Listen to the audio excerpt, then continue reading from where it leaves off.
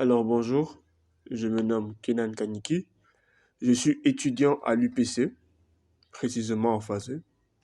Alors pour aujourd'hui, nous allons vous expliquer la différence entre le poste, la fonction, l'activité, la tâche et l'emploi. Alors nous allons commencer par un poste. C'est quoi le poste? Un poste est une position spécifique dans une organisation qui est occupée par une personne à un moment donné. Donnons l'exemple d'un poste de responsable de vente.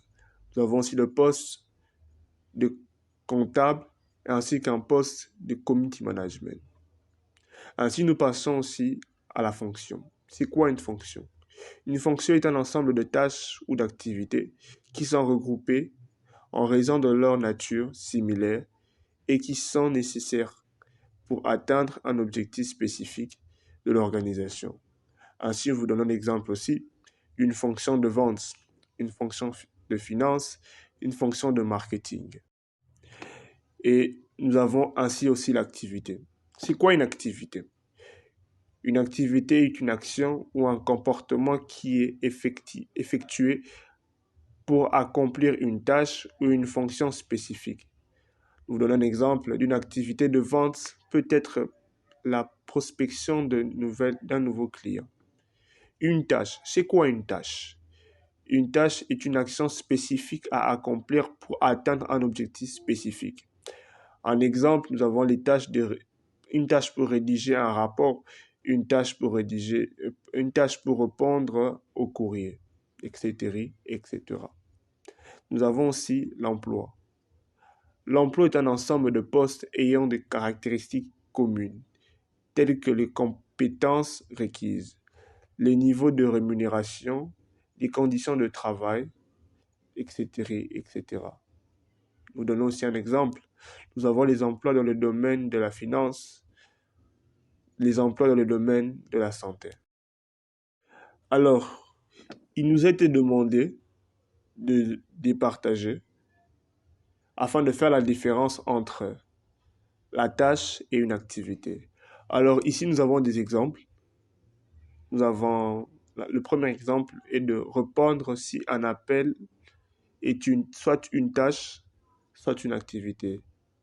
Appuyer sur un bouton de téléphone est soit une tâche, soit une activité. Saluer l'interlocuteur est soit une tâche ou une activité.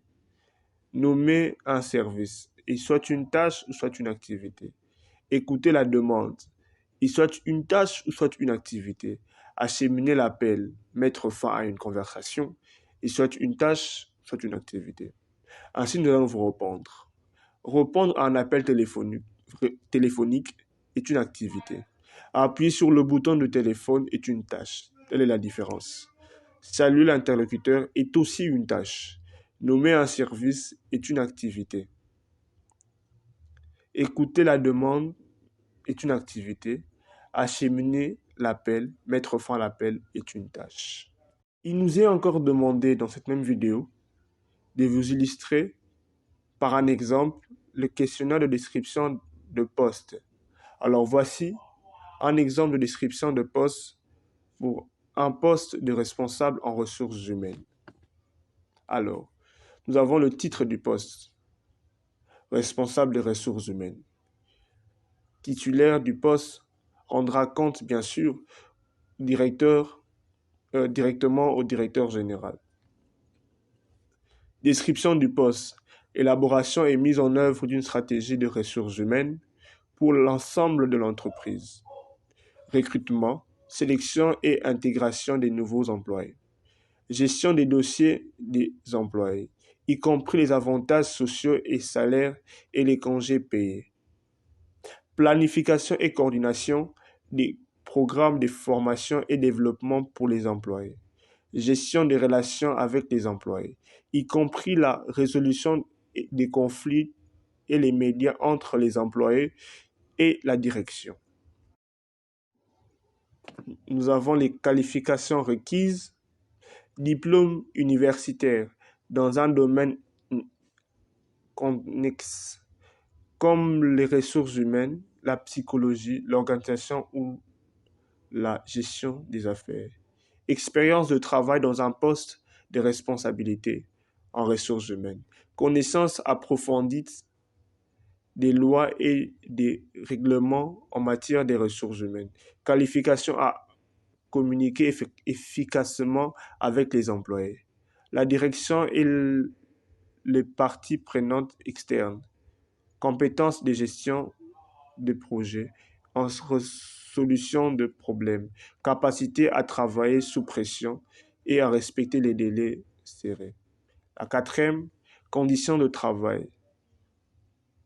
Le poste est à temps plein avec l'horaire du bureau régulier.